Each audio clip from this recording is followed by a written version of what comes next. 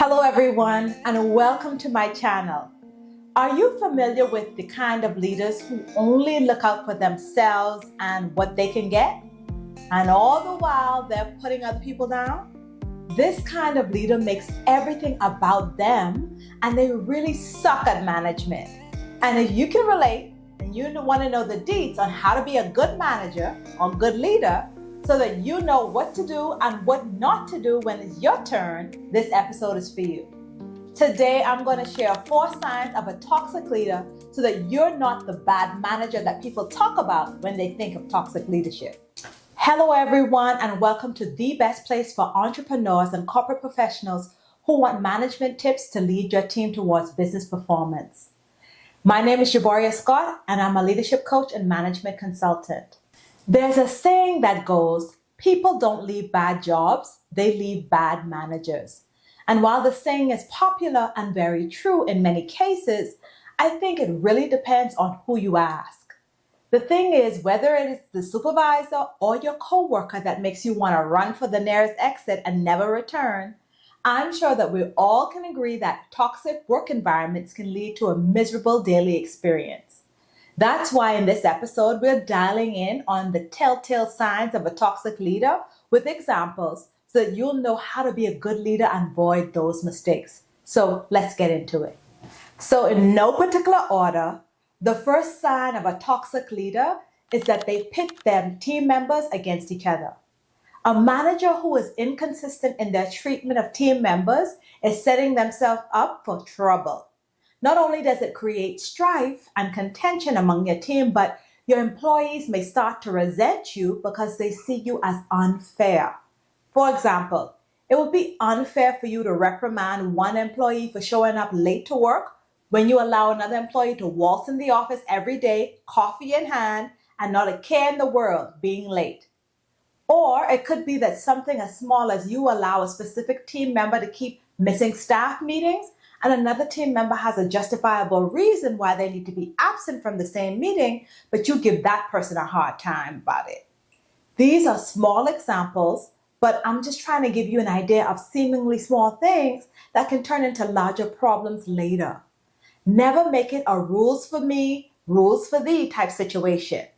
You want to be the kind of leader that's fair and consistent in how you treat your team members, because not only is it the right thing to do, but you'll probably get a discrimination complaint against you if you don't. Just something to keep in mind. Like they used to say when I was growing up, what's good for the goose is good for the gander. And that means that what's good for the Android user should also be good for the Apple user. The takeaway here is that people hate unfair or unreasonable treatment from their manager. The second sign of a toxic leader is when the boss is incompetent. When a leader isn't very good at doing their job and they don't try to improve themselves, team members literally hate to see them coming. And the major thing that people complain about when it comes to an incompetent manager is usually when they lack support for the team members, they fail to make decisions, and they're just not present. When employees don't trust their manager to listen to them, and if they don't trust you to advocate for their resources that they need, or if the team knows that it's a waste of time to come to you for direction, they eventually put the manager in the incompetent category. And the last thing a bad manager wants is for the team to bypass them and sometimes go to their supervisor. And if they feel like they can't count on you to manage, you lose their respect. The third sign of a toxic leader is someone who lacks self-control. If a manager is arrogant in the form of a know-it-all or throws tantrums or gets mad when something happens at home and takes it out on everyone at the job, they're out of pocket and they lack self-control.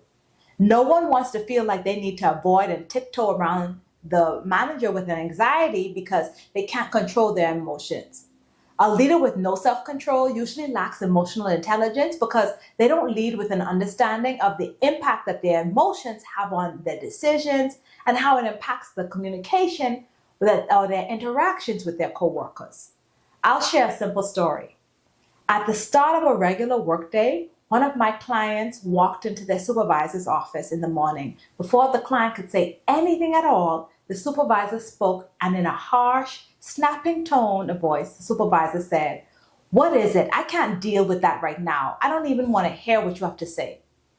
Upon hearing this, my client simply responded by saying, "I was only coming to your office to wish you a good morning." And they promptly turned around and left. And that had a lasting impression. Those small lapses in self-control have an impact. I know that we all have bad days every now and then, but what I'm saying is that if we're not feeling our best, we can make better choices in how we communicate. However, if you constantly demonstrate a lack of self-control in how you communicate, it can be a huge problem. Employees prefer leaders who can be objective despite what's going on in your home life or in the work life. They want you to be relatable and approachable with good interpersonal skills.